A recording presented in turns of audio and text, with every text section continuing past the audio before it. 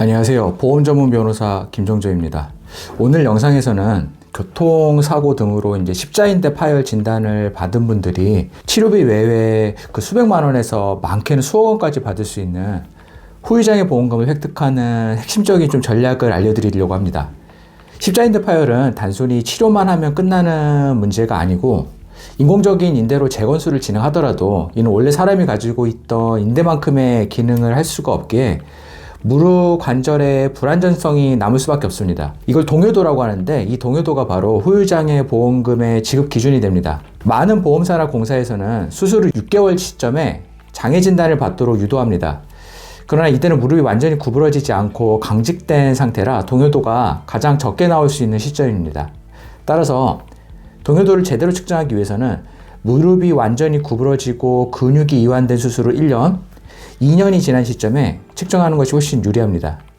인대 파열로 인한 무릎의 동요도는 시간이 지날수록 심해지는 경향을 보입니다. 후유장애 보험금을 받기 위해서는 먼저 본인이나 가족이 가입한 생명보험과 손해보험증권을 확인해서 상해 또는 재해로 인한 후유장애 가입 금액을 모두 환산해야 합니다. 합계 가입 금액의 5% 또는 이제 10%가 후유장애 보험금으로 보통 지급이 됩니다.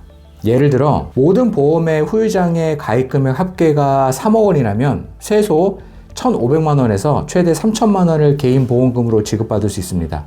보험금 지급 여부와 금액을 결정하는 가장 중요한 쟁점은 무릎 동요도 측정 방법입니다. 가장 객관적이고 유리한 방법은 흔히 텔로스라고 하는 스트레스 뷰 방법이 있는데, 이 기계는 무릎의 장치를 고정하고 일정한 압력을 가한 뒤에 엑스레이를 촬영해서 다친 쪽과 안 다친 쪽의 그 차이를 자로 재는 방식입니다. 결과가 엑스레이 필름으로 명확하게 나와서 가장 객관적이고 유리한 방법으로 인정받고 있습니다. 그런데 보험사가 선호하는 불리한 방법으로 GNRB라든지 릴렉스 등이 있는데, 이 기계들은 엑스레이를 찍지 않고 모니터로 결과가 바로 나오는 방식입니다. 측정 시 의사가 다리를 고정하는 방법이나 압력을 가하는 정도에 따라 그 결과가 천차만별로 달라질 수가 있어 객관성이 다소 떨어집니다. 보험사나 공제 등은 손해액을 줄이기 위해 이러한 불리한 기계를 사용해서 자문하는 경우가 많습니다. 따라서 재해자는 반드시 텔로스 검사를 통해서 후유장애를 측정해야 하고,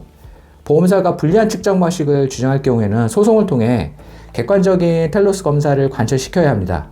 이처럼 측정 방법 하나만으로도 수천만 원의 보험금 지분 여부가 결정됨을 명심하시기 바랍니다. 오늘 영상 시청해 주셔서 감사합니다. 김정조 변호사였습니다.